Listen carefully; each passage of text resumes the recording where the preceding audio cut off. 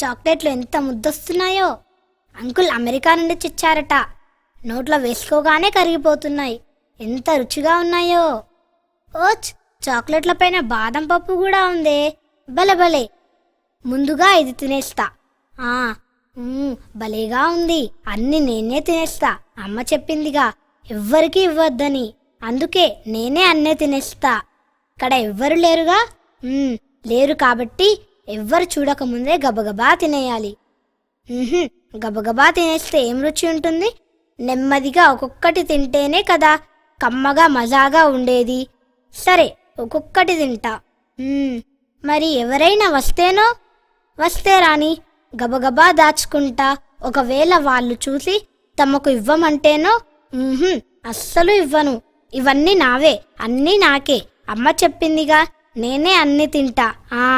Hello madam, ఏమిటి ఒక్కరే ఆ మూలన కూర్చొని మీలో మీరే ఏదో మాట్లాడుకుంటున్నారు? అబ్బా, వచ్చాడే రాక్షసుడిలా. ఎవరు? ఓహో, తమరా? ఏంటి ఇలా వచ్చావు? ఏం, నాతో నీకేమైనా పనా? మేం రాకూడదా? ఏంటో మేడం గారు దీర్ఘంగా ఆలోచిస్తున్నారు. నేనేం మేడం కాదు. అంత ఎకశక్యాల అవసరం లేదు. పెద్ద ఆరిందల్లా అలా మూలన కూర్చొని నీలో నీవే మంతనాలు పడుతుంటే ఏమనాలి? నేనేం మంతనాలు పడటం లేదు. అరేరే, ఏమిటి ప్రవీణ్, స్వప్నతో ఏదో గొడవ పడుతున్నట్టున్నావు? గొడవ పడుతోంది స్వప్ననే అనుకుంటా. చూస్తుంటే కనిపించటం లేదా? అవును స్వరూప, ఎందుకమ్మా అలా ఉన్నావంటే తగాద వేసుకుంది. ఓస్, అంత మాత్రానికే తనకు కోపం వచ్చిందా? ఏదో చిన్నపిల్ల, పోనిద్దురు. నేనేం చిన్నపిల్లను కాదు. మీ మాదిరే స్కూల్కి వెళ్తున్నా. అందుకే కదా మేడం అని పిలిచాను. మేడం అంటే తప్ప మరేమనాలి? స్వప్న అనాలి. Give respect and take respect. సరే స్వప్న, అందరు స్వప్నను స్వప్న అనే పిలవాలి. స్వప్నను స్వప్న అని పిలవక ఇంకేమని పిలుస్తాం కదా స్వప్న? ఇంతకు అసలు విషయం ఏమిటంటే తనేదో దాచుకుంది. పైగా తనలో తానే ఏదో మాట్లాడుకుంటోంది. అవునా అమ్మ దొంగ? ఏంటిది? ఏం దాచుకున్నావు? ఏదో ఒకట్లే. ఇంతకు మాస్టారు గారు ఇంకా రాలేదా? రాలేదు. పిల్లలు, ఇదిగో వచ్చేసా. ఏమిటి పిల్లలు, ఎంతసేపు అయింది వచ్చి? ఇప్పుడే మాస్టారు. ఏం లేదు, చాలా సేపయింది. వీళ్ళే ఇప్పుడొచ్చారు. అలాగా చిట్టి తల్లి, బోర్ కొట్టిందా? సరే, మరి నేను వచ్చేసానుగా. ఈరోజు మీకొక మంచి కథ చెబుతాను. ఏం కథ మాస్టారు? అబ్రహాము కొడుకు ఇస్సాకు గురించే కదా? అవునర్రా. అబ్రహాముకు 100 ఏళ్ల వయస్సులో అతని భార్య సారాకు 90 సంవత్సరాల వయస్సులో ఇస్సాకు పుట్టాడు కదా.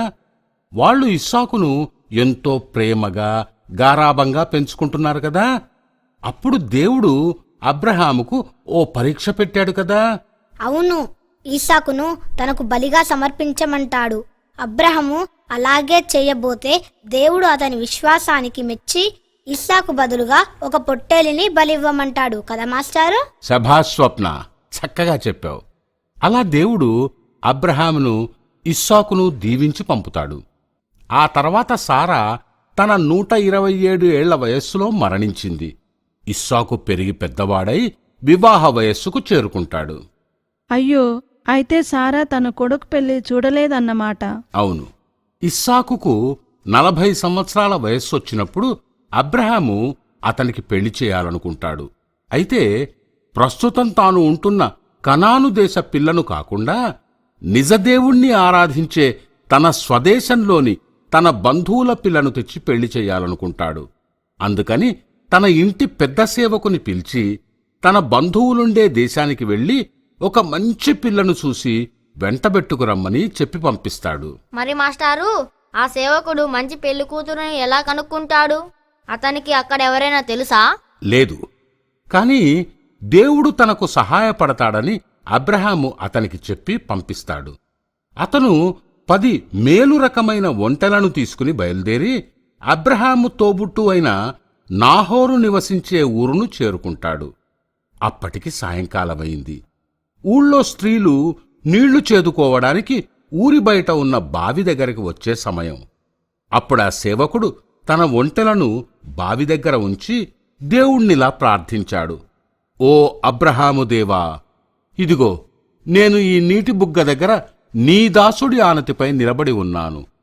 ఈ ఊరి పడచులు నీటి కోసం వస్తున్నారు. వారిలో నీ సేవకుడైన ఇస్సాకు కోసం నీవు ఏర్పాటు చేసిన పడచును నేను గ్రహించేలా సహాయపడు. నేను అడగగానే నాకు, నా ఒంటెలకు నీళ్లు పోసే అమ్మాయే నీవు ఎన్నుకున్నదని తెలుసుకుంటాను. కనుక ఈ విధంగా నీవు నా యజమానిపై అనుగ్రహం చూపించావని గ్రహిస్తాను అని ప్రార్థించాడు. ఇదేదో బాగా ఉంది కదా మాస్టారు. ఇంతకు అతను ఇస్సాకుకు కాబోయే భార్యను కనుక్కున్నాడా? ఆ అతడు ప్రార్థిస్తూ ఉండగానే భుజం మీద కడవ పెట్టుకుని ఓ అమ్మాయి అక్కడికి వచ్చింది. చాలా అందంగా ఉంది. ఆమె బావిలోకి దిగి నీళ్లతో కడవ నింపుకుని పైకి ఎక్కి రాగానే అబ్రహాము సేవకుడు ఆమెకు ఎదురుగా వెళ్లి త్రాగటానికి నీళ్లడిగాడు. ఆమె నీళ్ళిచ్చిందా మాస్టారు? లేక కొత్త మనిషిని చూసి భయపడి పారిపోయిందా? పారిపోలేదు. ఆమె తన కడవ దించి అతనికి నీళ్ళిచ్చింది. పైగా పక్కనే పడుకుని ఉన్న ఒంటెలను చూసి వాటికి కూడా నీళ్లు పోస్తానని చెప్పి బావి నుంచి నీళ్లు తెచ్చి వాటన్నింటికీ పోసింది. ఒంటెలు నీళ్లు తాగిన తర్వాత అతడు ఆమెకు బంగారు ముక్కుపొడక, ఒక జత బంగారు గాజులు ఇచ్చి, నీ పేరేమిటమ్మా? నీవు ఎవరి కూతురువి అని అడిగాడు. అందుకు ఆ అమ్మాయి తన పేరు రిబ్కా అని, నాహోరు మిల్కాల కుమారుడైన బేతూయేలు తన తండ్రి అని తెలిపింది. మాస్టారు, ఈ నాహోరు ఎవరు? నాహోరు అబ్రహాముకు తోబుట్టు అవుతాడు. అంటే రిబ్కా నాహోరుకు మనవరాలు అవుతుంది. మరి రిబ్కానే సరైన వధువు అని అబ్రహాము సేవకుడు నిర్ణయించుకున్నాడా మాస్టారు? అది దేవుని నిర్ణయమని అతడు గ్రహించి ఆ విషయం రిబ్కా పెద్దలతో మాట్లాడాలని, రాత్రి విడిదికి వాళ్ళింట్లో వీలవుతుందా అని రిబ్కాను అడుగుతాడు. అందుకు రిబ్కా వీలవుతుందని చెప్పి ఆ విషయం ఇంట్లో చెప్పేందుకు త్వరగా వెళ్తుంది. అప్పుడు రిబ్కా తోబుట్టు అయిన లాబాను వచ్చి అతన్ని సాదరంగా తమ ఇంటికి ఆహ్వానిస్తాడు. లాబానుతో అతను వెళ్తాడు. తను తన మనుష్యులు కాళ్ళు చేతులు కడుక్కుని వచ్చేలోగా లాబాను వారికి భోజనం సిద్ధం చేయిస్తాడు. అప్పుడతను, నేను అబ్రహాము సేవకుణ్ణి, దేవుడు నా యజమానిని గొప్పగా దీవించాడు, ఇప్పుడు నేను వచ్చిన పని చెప్పకుండా భోజనం చేయను అని అన్నాడు. లాబాను చెప్పమనగానే తను ఎందుకు వచ్చింది, బావి దగ్గర రిబ్కాను ఎలా కనుగొంది వివరించి రిబ్కాను ఇస్సాకుకు భార్యగా తనతో పంపమని అడుగుతాడు. దేవుని చిత్తాన్ని కాదనే హక్కు ఎవరికుంది అంటూ లాబాను అందుకు అంగీకరిస్తాడు. రిబ్కా కూడా ఒప్పుకుంటుంది. తను వచ్చిన పని సఫలమైనందుకు అతను దేవునికి కృతజ్ఞతలు తెలిపి రిబ్కాకు, ఆమె పుట్టింటి వారందరికీ వెండి బంగారు నగలను, ఖరీదైన వస్త్రాలను కానుకగా ఇస్తాడు. అయితే అంతా సుఖాంతమైందన్నమాట కదా మాస్టారు? అవును. అప్పుడు వారు విందారగించి రాత్రి అక్కడే పడుకుని ఉదయాన్నే తిరుగు ప్రయాణానికి సిద్ధమై తనతో పాటు రిబ్కాను కూడా వెంటబెట్టుకుని వెళ్తానంటాడు. అప్పుడు లాబాను తన సోదరిని, ఆమె పరిచారికను అబ్రహాము సేవకునితో పంపిస్తాడు. అప్పుడా సేవకుడు తాము రిబ్కాతో వస్తున్న విషయాన్ని తెలిపేందుకు ముందుగా ఒక సేవకునితో కబురు పంపి అక్కడి నుండి కనానుకు బయలుదేరతాడు. అయితే ఇక ఈసాకు రిబ్కాల పెళ్లి అయినట్లే కదా మాస్టారు? ఇప్పుడు కాసేపు విరామం తీసుకుందామర్రా. అలాగే